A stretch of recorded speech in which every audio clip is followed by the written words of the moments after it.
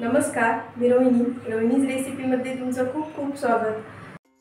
सध्या नवरात्री येत आहे आणि नवरात्रीमध्ये बऱ्याच जणांना 9 दिवसाचे उपवास असतात आणि नवरात्रीमध्ये एक ते एक पदार्थ खाऊन आपल्याला कंटाळा पण येतो। मग अशा वेळी आपल्याला वेगवेगळ्या रेसिपी हव्या असतात। तर ह्या वेगवेगळ्या रेसिपी बनवण्यासाठी आपल्याला ती पूर्वतयारी पण करून ठेवायला हवी आणि अशी जर पूर्वतयारी आपण करून ठेवली तर ऐनवेळी आपल्याला एकदम पटकन असे पदार्थ बनवले जातील।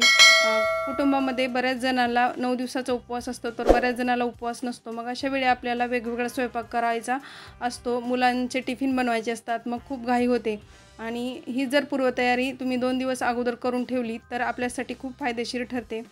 चला तर मग आता आपण काय पूर्वतयारी करायची ते पाहूया। तर इथे मी काय केलं, अगोदर 2 वाटी इथे मी वरई घेतलेली आहे। आता ही वरई आपल्याला भाजून घ्यायची आहे। तर अशी भाजून घेतल्यामुळे काय होतं, एकतर ती छान टिकते आणि आपण जेव्हा वरईचा उपमा किंवा वरईचा भात बनवतो अशा वेळी तो भात एकदम मोकळा सुटसुटीत असा बनला जातो। त्याच्यामुळे आपल्याला ही वरई छान अशी मंद आचेवर भाजून घ्यायची आहे आणि नंतर त्याला आपल्याला थंड करून घ्यायचं आहे। आता याच्यानंतर मी शेंगदाणे घेतलेत। तर आपल्याला हे शेंगदाणे साबुदाणा खिचडीसाठी, उपवासाची कोणतीही रस्सा भाजी बनवायची असेल, कोशिंबीर बनवायची असेल तर ते त्यावेळी आपल्याला लागतात आणि ऐनवेळी मग हे भाजण्यात आपला खूप वेळ जातो। मग अशा वेळी आपल्याला हे शेंगदाणे अगोदरच भाजून ठेवले तर ते पण फायदेशीर ठरतात। आता नंतर इथे मी काय केले, कढईमध्ये तेल गरम करायला घेतलं आणि आता आपल्याकडे जे तळणीचे पदार्थ अवेलेबल आहेत ते आपण इथे तळून घ्यायचे आहेत। तर आपण उपवासाची थाळी बनवत असताना आपल्याला थोडंसं तळणीचं पण ताटामध्ये हवं असतं।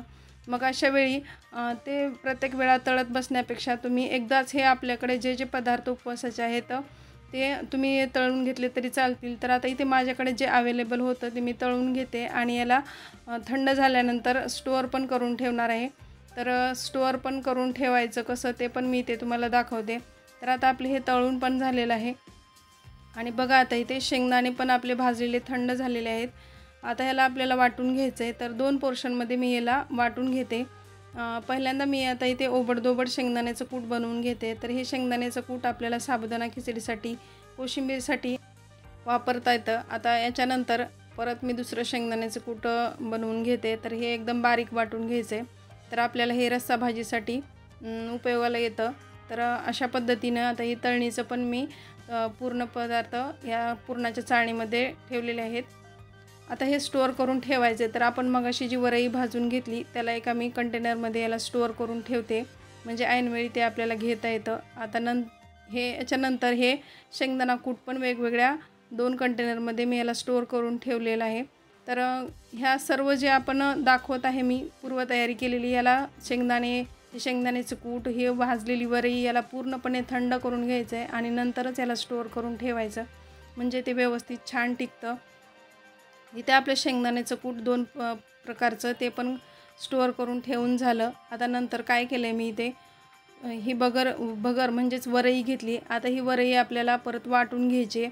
तर याला पण मी धुवून सुकवून घेतलेलं आहे। याला आता आपल्याला बारीक असं वाटून घ्यायचं आहे। तर इथे तुम्ही पाहू शकता अशा पद्धतीने याला मी बारीक वाटून घेतलं। याच्यापासून आपल्याला बऱ्याचशा रेसिपी बनवता येतात। आता ह्या सर्व ज्या उपवासाच्या रेसिपी आहेत त्याची लिंक मी तुम्हाला डिस्क्रिप्शन बॉक्समध्ये दिलेली आहे, नक्की पहा। याच्यापासून कोणकोणत्या रेसिपी बनवता येतील ते पण तुम्हाला त्याच्यामध्ये समजून जाईल। तर इथे 1 वाटी वरईला आपण पाव वाटी साबुदाणा घेतला, अशा प्रमाणात ही वाटून ठेवायचं आहे। याच्यापासून आपल्याला साबुदाणा लाडू, उपवासाची इडली, उपवासाचे आप्पे, उपवासाचा बटाटा वडा अशा बऱ्याचशा रेसिपी आहेत त्या आपल्याला बनवता येतील। आता हे एक व्यवस्थित छान असं मिक्स करून घ्यायचं आणि याला पण एका कंटेनरमध्ये आपल्याला स्टोअर करून ठेवायचं आहे। मिक्सरच्या भांड्यामधून काढल्यानंतर थोडंसं थंड होऊ द्यायचं आणि नंतर याला असं स्टोअर करून ठेवायचं। तर इथं आपला बऱ्यापैकी स्टोअर करून झालेला आहे। आता सर्वात शेवटी इथे काय केलं आहे, मी साबुदाणा घेतला आहे। तर तुम्ही म्हणाल साबुदाण्याला स्टोअर करायचं ते काय, तर किराण्यामध्ये आपण सर्व एकत्रच ठेवलेलं असतं, मग अशा वेळी आपल्याला ते शोधत बसावं लागतं। तर एका अशाच कंटेनरमध्ये तुम्ही स्टोअर करून ठेवलं तर आपल्याला जेव्हा कधी साबुदाणा पाहिजे असेल त्यावेळी आपण पटकन तो घेऊ शकतो आणि आपण तो वापरू शकतो। अशा पद्धतीने याला पण आता इथे मी स्टोअर करून ठेवलेलं आहे।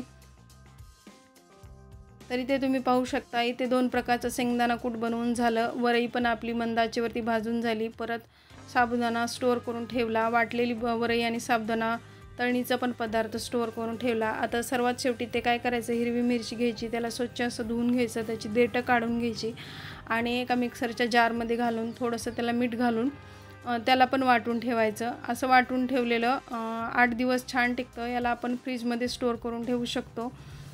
तर अशा पद्धतीनं याच्यानंतर आता इथे मी रताळे घेतलेत म्हणजे स्वीट पोटॅटो. तर याला आपण मार्केटमधून जेव्हा आणतो ना, याला खूप अशी माती चिकटलेली असते आणि आपल्याला 3 ते 4 वेळा याला धुवून घ्यावं लागतं. मग अगोदरच ही पण प्रोसेस आपण करून ठेवली तर ती पण आपल्यासाठी फायदेशीर ठरते. तर असं धुवून घेतल्यानंतर ऐनवेळी आपल्याला याच्यापासून ज्या रेसिपी बनवायच्या त्या आपल्याला पटकन बनवता येतील. तर याच्यापासून पण मी भरपूर अशा रेसिपी बनवलेल्या आहेत. याची पण लिंक मी तुम्हाला डिस्क्रिप्शन बॉक्समध्ये दिलेली आहे. नक्की त्या रेसिपी जाऊन पहा. तर आजचा हा व्हिडिओ तुम्हाला थोडा जरी यूजफुल वाटला असेल, व्हिडिओला लाईक करा, शेअर करा आणि चॅनलवरती नवीन असाल तर सबस्क्राईब करायला पण विसरू नका. व्हिडिओ पाहिल्याबद्दल धन्यवाद.